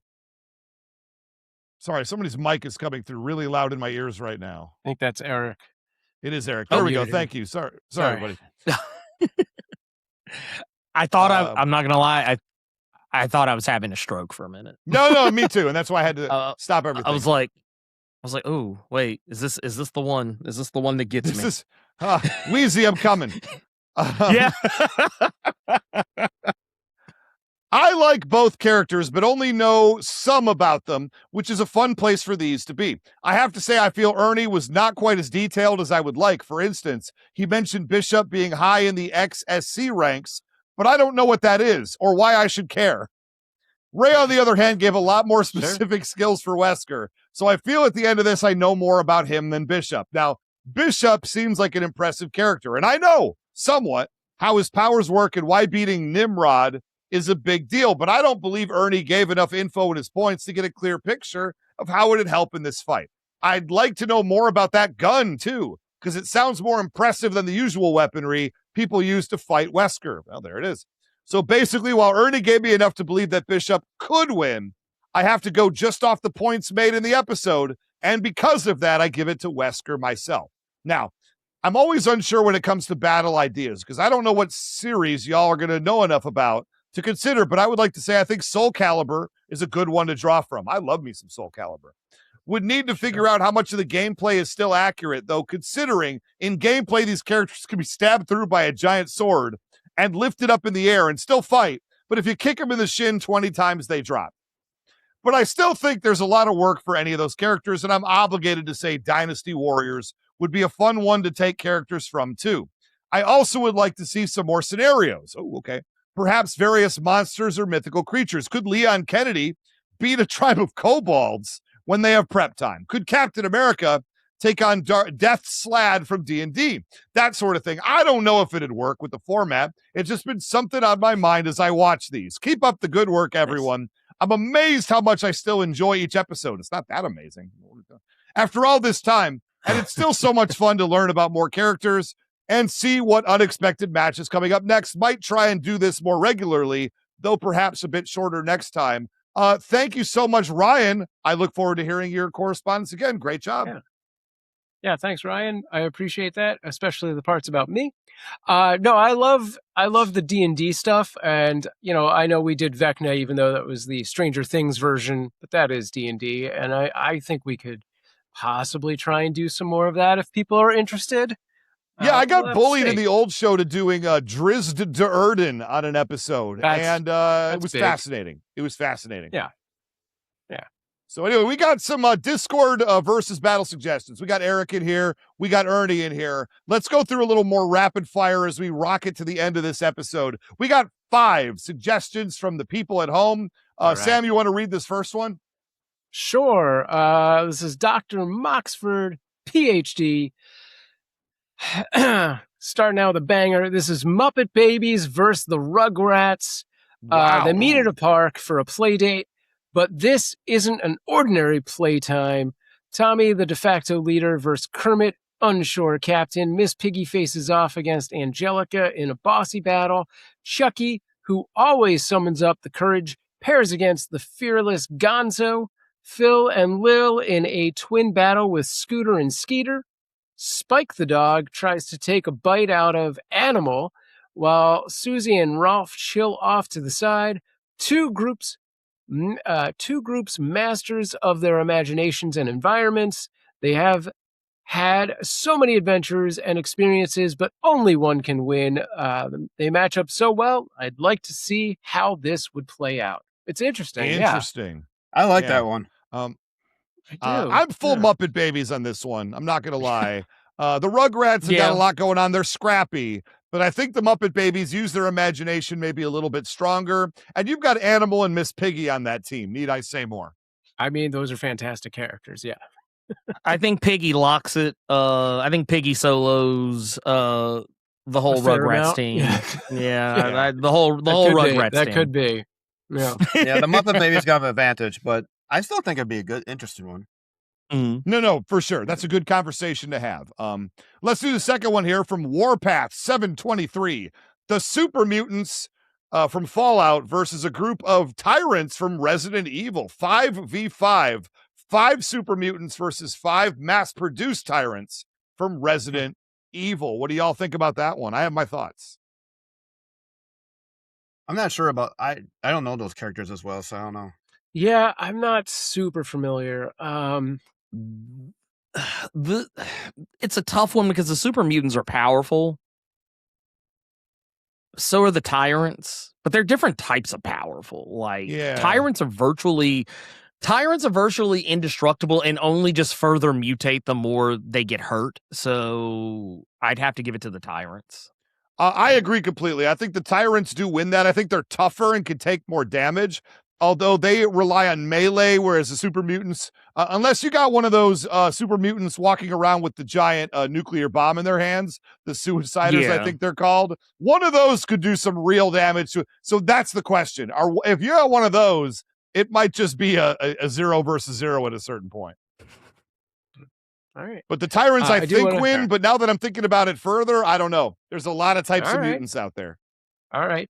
I do want to say Warpath is a newer Discord member, so shout out to him, as well as Nathan78, who drops this one, Galadriel versus Daemon Targaryen with the dragon.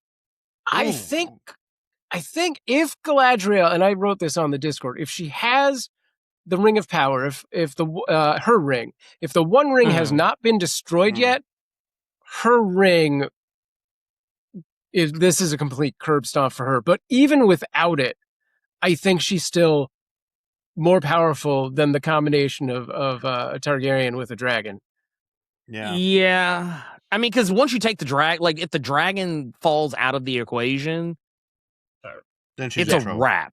It's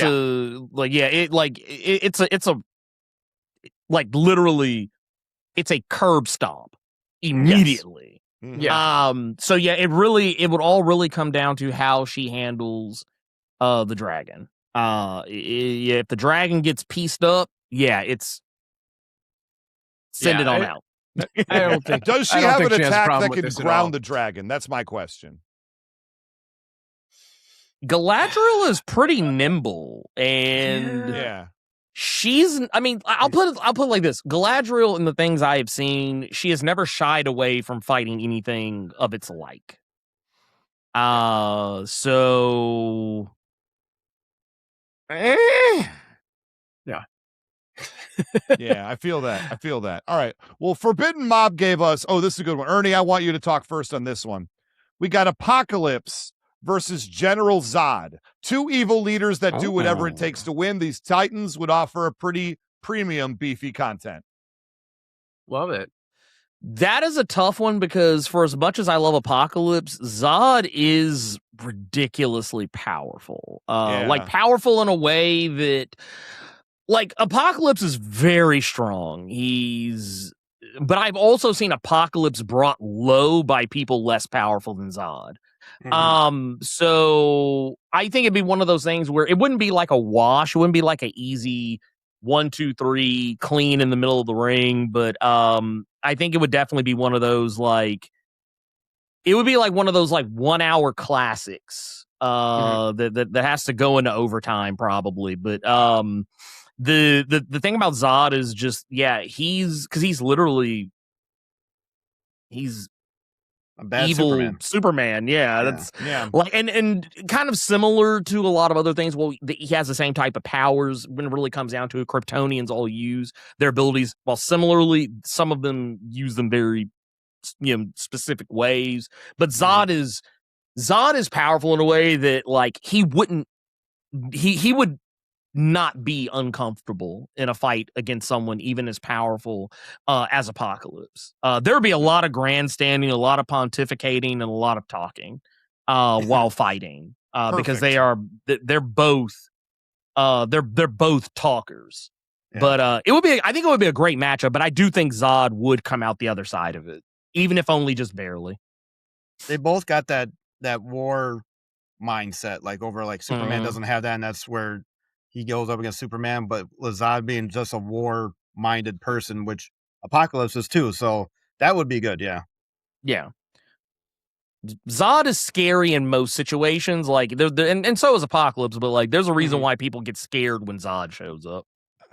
That's fair. No, this is a battle, I think, like, of all the battle suggestions we get in the Discord, this is one I think could definitely see an episode of the show. Let me say that. Mm-hmm. Yeah, for sure. I would love to see this happen. Very good. All right. The last one we have comes from Matthew Dawson, who says, the Odyssey scenario, similar to the Die Hard scenario. I want to hear who you think would be an interesting to replace Odysseus in the Odyssey. So the Die Hard scenario, for those who don't know, is where if you replace John McClane with a different fictional character, where's the level of it's 50-50 at that point, and can that person win? And we're going to do that battle when we figure out who that person is around Christmas time of this year. Yeah. We've already got tabs on that. So this is the Odyssey scenario. I would replace Odysseus with the Punisher, and I would be very curious how that goes.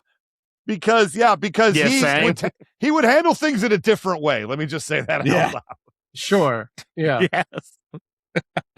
The first person that came to my mind was Punisher. Yep. Yeah. Same. That was the first character that kind of popped into my head was Frank Castle. Like, nice. I can't even really tell you why either. Like, it just right. It's just Frank Castle. Yeah. I think because he's really a superhero with no powers, so he's a regular guy like the main character in Odyssey, but yet he's definitely special. So, or you know what I mean? Like, he's got skills and stuff like that could be used in that storyline. Do we go super meta and say Jason Bourne? Or how would Jason Bourne handle the Odyssey? Or John Wick? John Wick? Yeah. But I'm going to go all the way and say, how would NFL Super Pro handle the Odyssey? You know what? I think he clears I it. like that. I like that pick, because Super Pro is a deep cut. Super Pro, one of my favorite characters of all time, famously on this show. We have not had him on Who Would Win Masters yet, but trust me, we will. I got all 12 issues right back here, and I'm ready to read them again. It was suggested also Nightcrawler in the Odyssey scenario. Okay. Matthew Dawson says it's a good one. Okay. I can see that. I can see that. Let's get to our last couple rounds here because we're running crazy long on this, as expected. This is a long one. What we're watching, what we're playing, I'll go first. For the first time, it's been suggested to me by a lot of people. I saw a movie called Ready or Not, which is a horror comedy movie where the general gist of it is on the wedding night, the bride is being brought into this rich family who loves games. They have to pick a game at random. She picks the one bad one randomly, and it's hide and seek, where everyone is trying to kill her before dawn, or if she doesn't die, they will all die for mystical means, or so they believe. And so it's a really wild romp. It's comedic in tone, but very violent. And I liked it. I wish I loved it. I give it a very solid 7 out of 10. All right, fair. I have, of course, I always like to start off with the family one that we've been watching. So that was my family pick as well. There you go. Okay, very good, very good. Daughter already has therapy. Is that anyway? We watched the Adam Project, which is Ryan Reynolds. I love By the way, movie. In honor of Bishop, all of my what I've watched this week are time travel. So the Adam Project is Ryan Reynolds who travels back in time to find himself, accidentally kind of travels back to, find himself, and then with his younger version, change the future to save Zoe Saldana, who actually is not dead. Oh, did I spoil that? I probably spoiled. That was probably a spoiler. But it's a Ryan Reynolds film. Not that those are bad. It's entertaining. It might not be the deepest, most time travel does this and this. It's a fun movie. Definitely easy to watch with the kids. Is it an amazing movie? Maybe not. But I would probably give this about a 7 out of 10. The kid that they have play like the younger version of him is perfect. He's, I believe he's the kid that plays Percy Jackson in the Percy Jackson series. Yes. And he's great. He does a really good job. Also in it, Jennifer Garner as the mom, Mark Ruffalo as the dad, which is the exchange between the two Adams and Mark Ruffalo. That is a very fun time. So that's great. Just for that, it's worth it. Yeah. I really liked that movie a lot when I saw it. It's one of those movies that's really good if you don't think about it too hard. Yeah, exactly. Good, yeah. Well, Ernie, what you got for us? I recently watched a Bob Odenkirk movie called Normal. Okay, I just heard about this movie. I have not seen it yet, but I want to. It's a really good, like, kind of action comedy, and kind of a, I would even go as far as say dark comedy. Just because some of the stuff that happens is like really grim, but it's also funny. But no, it's about a guy who, Bob Odenkirk, mind you, a guy he's an interim sheriff, which I learned when looking up stuff about this movie. Not a thing. This is not a thing. There's no such thing as a traveling sheriff that goes from town to town and holds down the fort until the real sheriff is elected. That's not a thing. So don't ever go look for that job. But no, my career path is totally taking a hit. Oh man. but no, he's an interim sheriff. He's waiting for he's basically there to keep the seat warm until they hold the elections and actually get whoever they want to be sheriff of the town. And that's only important in so much that the town has a dark secret. And they are all in on the secret. I mean, it's not really much of a spoiler because if you've ever seen the trailer, they basically just give it away. But the reality is that the town has a secret connection to something shady. And Bob Odenkirk's character kind of uncovers it by accident. Love it. And now he's in a fight for survival because the whole town is turned on him. And I'll leave the rest for everyone to figure out. But yeah, it's a violent movie. It's a funny movie. It's a very entertaining movie. Has some nice little twists and turns. And has a lot of people in it that like you'll go, oh hey, I know who that person is. So I have a question. Like, when did we as a people, as a culture, see Bob Odenkirk hit 60 years old and think to ourselves, let's make this man an action star? It's how did that happen? I didn't vote on this. I didn't vote on it either, but I will definitely say I'm okay with it now. I'm more okay with it than I was. Like I enjoyed Nobody, but I actually like Normal better. I think I like Normal better. Like I feel like it scratches all the right itches that a movie of its type should. At no point was I bored ever. Like I was I was locked in, especially once you realize like what's going on when they start like kind of like pulling the curtain back a little bit on some of the things that are going on within the town. And I will just say the funniest rocket launcher death ever. Wow. More than Punisher Warzone. Only because of the timing is key, just like in Punisher Warzone. And while I will definitely say the Punisher Warzone was more, I would say it's more unexpected, but I saw the trailer so many times I knew it was coming. But in this, because there was no trailer that gave it away, this was more effective because it was kind of like oh, I didn't expect that to happen. Fair. No, that's fair. I love that. It's funny because I just watched Bob Odenkirk in The Bear. We just finished season 4. We're getting caught up. And you would not think of that man as an action star. You know what all his action movies have in common? No. They both start with the word no. Yeah. But I'm a huge Bob Odenkirk fan. Can I tell? It's real quick. I know this show's going long. I saw Bob Odenkirk at an East Hollywood Ralph's like over a decade ago. And I was shopping. I was coming home from work. It was about 2009. So this is a long time ago. I used to work at City Walk here at Universal Studios. And I was taking the subway home, and I made a stop to go to the Ralph's supermarket to get some groceries on the way home late at night. And as I'm getting my stuff, I see Bob Odenkirk at the Ralph's wearing a robe, like a bathrobe, wandering around the produce department at like 11:30 p.m., mumbling to himself. And I thought to myself, I love this man. I would like to say hi to this man. This is not the appropriate time to do that. So I left Bob Odenkirk alone. That seems like the right move. And there's no doubt in my mind, yes, it was for sure Bob Odenkirk. Anyway, I've been wanting to share that for a long time. It's an important part of my history somehow. Yeah. Anyway, Eric, what you got for us on this? So for the summer, I love summer because then I can catch up on stuff. So I caught up on The Boys. I caught up on Invincible. I tried watching Witcher. That is a really confusing show, the first season. Yeah, I couldn't do it. I didn't make sense to me. I'm like, I gotta rewatch this. I also, I'm watching Squid Games.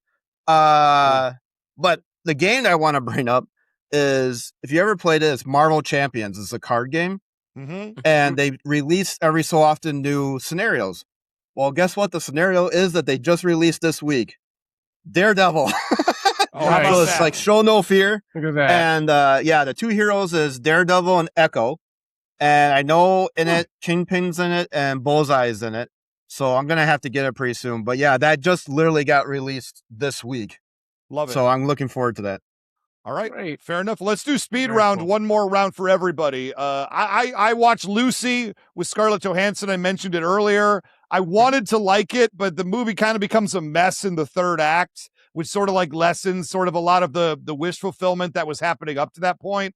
It's another solid 7 out of 10. I'm not, I didn't hate it by any stretch of the imagination, but I wanted to like it more than I did.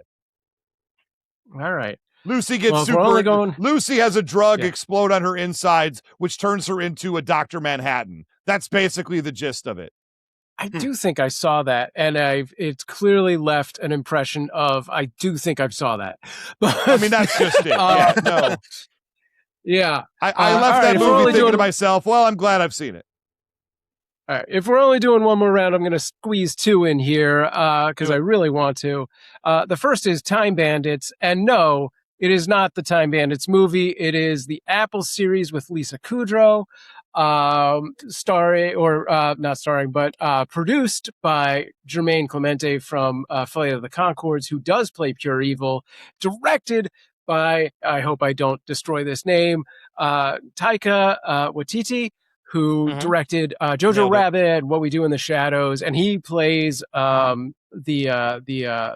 ultimate good guy, the god character whose name I can't remember right now because it's not a real Somehow name. You got that name right, but blue Jermaine Clement. So I don't know how that happened. I did. Did I?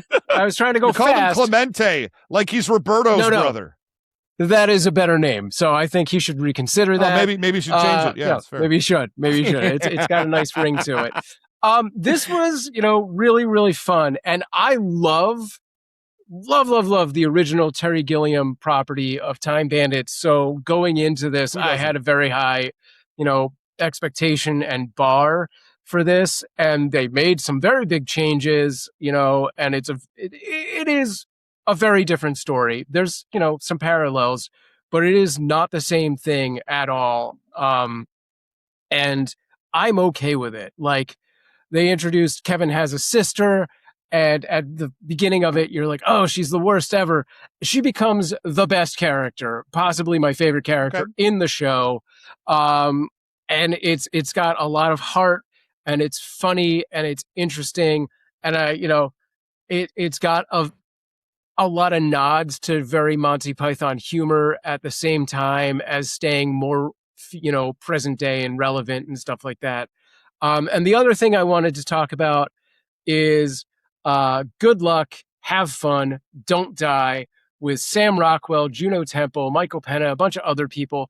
Sam Rockwell comes in to this diner dressed as an unhoused cyberpunk-looking guy who then basically takes, it's 5 or 6 people hostage from the diner to save the future. And the movie just proceeds to get more insane from that point. Interesting. It is fantastic. I wanted to see this, yeah. It's so good. I don't want to say, I don't want you to set your expectations so high because of what I've said, but God, it's so good. I wish they would make this into a series. This was a very concise story, so unless they go backwards, they can't. Yeah. But maybe. Fair. Yeah. All right. So Ernie, you got one more for us?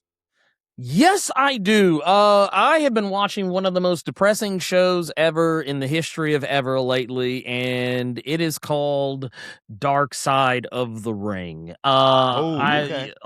A lot of people who follow me probably already know that I'm a huge wrestling fan, but also I love I also love documentaries and docuseries, and I've been a big fan of Dark Side of the Ring, and I've been watching the most recent season that's played out, and so all the stuff with like TNA, Jeff Jarrett, and Dixie Carter, and all that stuff. The Necro Butcher versus Samoa Joe. Been a fantastic season so far. Really diving into some stuff that like stuff that I was knowledgeable about, but also stuff that I didn't know as much about, and I learned a great deal. I will also sneak in, if you are someone who is a fan of Korean horror movies.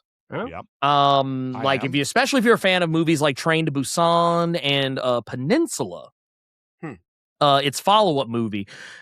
There is a new film out called The Colony, or I think it's just Colony, but it's directed by the same guy who made Train to Busan and Peninsula, Yun Sang Ho, and it takes the zombie genre and really kind of does some really fun and interesting things with it. Like if you're one of those people that if you're like, oh, hey, I'm tired of zombie movies because they don't do anything new. This will be the one that'll change your mind. Matter of fact, there's a shot that a lot of people have been geeking out about the upcoming Resident Evil movie that's coming out, I think, in September. There's a shot that this movie had in it, and it was made before the Resident Evil movie. That's kind of interestingly similar. I'll only say in so much that zombies forming one unit, and I'll leave it at that. But yeah, it's a good movie. It's called Colony.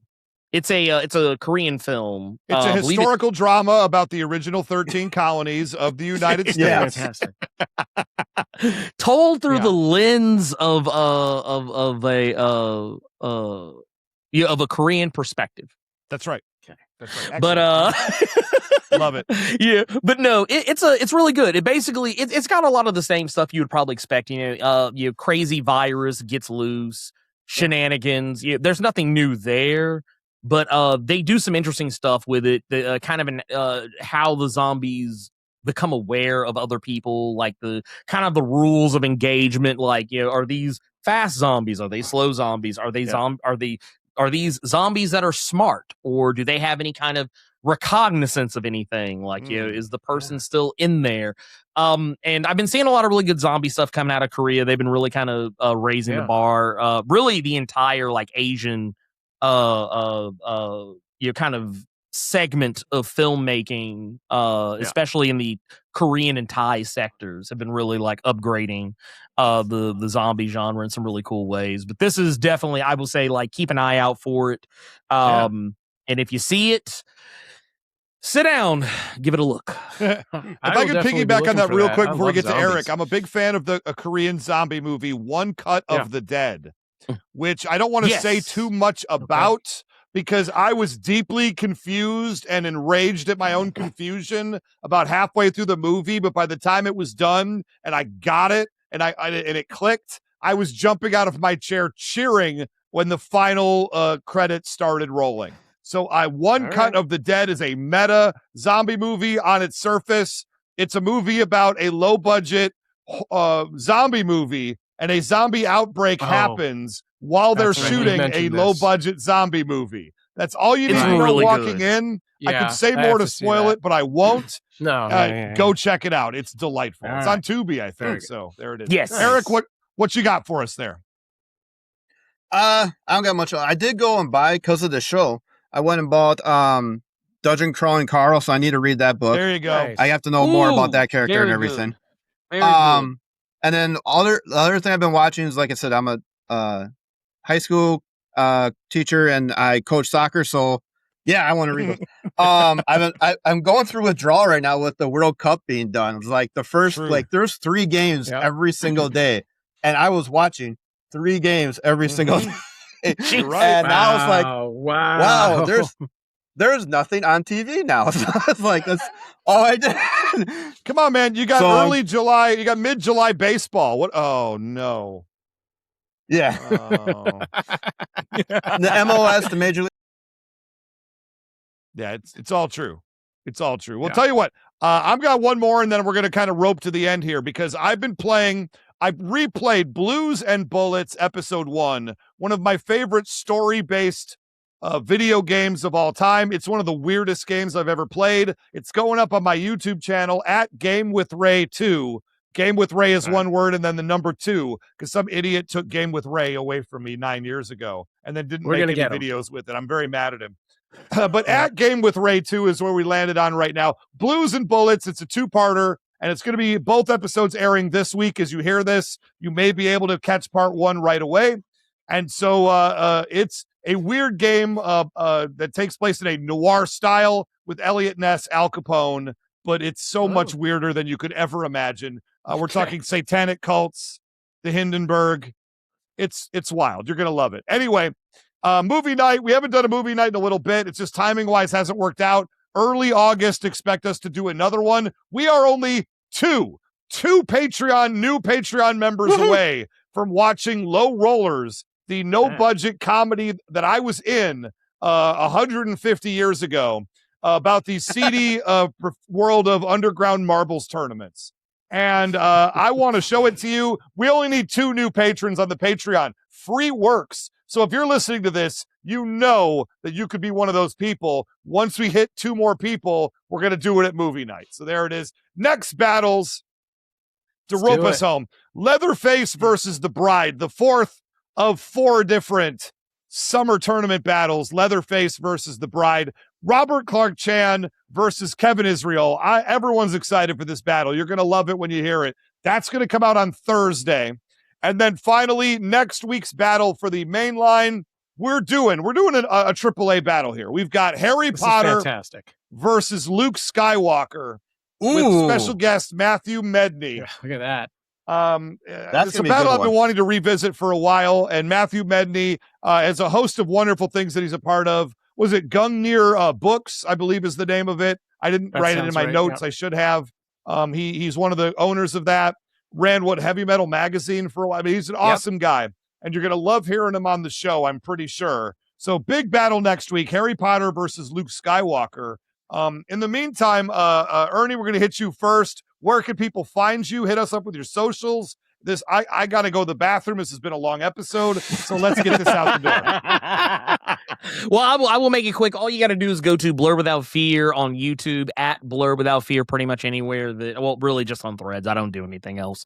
But YouTube, Threads, Blur Without Fear. I post videos every week. I'm running through the X-Men 97 series. I'm doing reactions and breakdowns of each episode, very big detail. And also I live stream twice a week on Thursdays and on Saturdays. So you can always drop in and who knows, you might actually have a very good time because I get really spicy. So there you go. I'd love to hear it. And Eric, anything you want to point us towards? You know what? I'm just, Eric Hiding whatever on Facebook and Instagram and all that stuff. You can see pictures of my family and my soccer team from this spring. That's basically what I post on there. So there you go. What is. Nice. Good enough for me. It's very nice having normal people on the show once in a while. I'm just your average Joe. Really, I am. There it is. All right, Sam, go ahead. I have nothing else to add. I talked about the YouTube channel. 2 more patrons. Bring us home, Sam. All right, we are closing the book on these battles, but the debates roll on. Jump into the Who Would Win Masters Discord. Let us know what you really thought about these episodes and who really won, and suggest battles for the future. And if you've got an Alexa device, next Tuesday, don't reach for your phone. Just say, Alexa, play Who Would Win Masters, and let us start your morning. Well, that's some real good copy. Whoever wrote that. Nice. Listen, Patreon is where your official polls live, so you can join us for free over on patreon.com/whowouldwinmasters.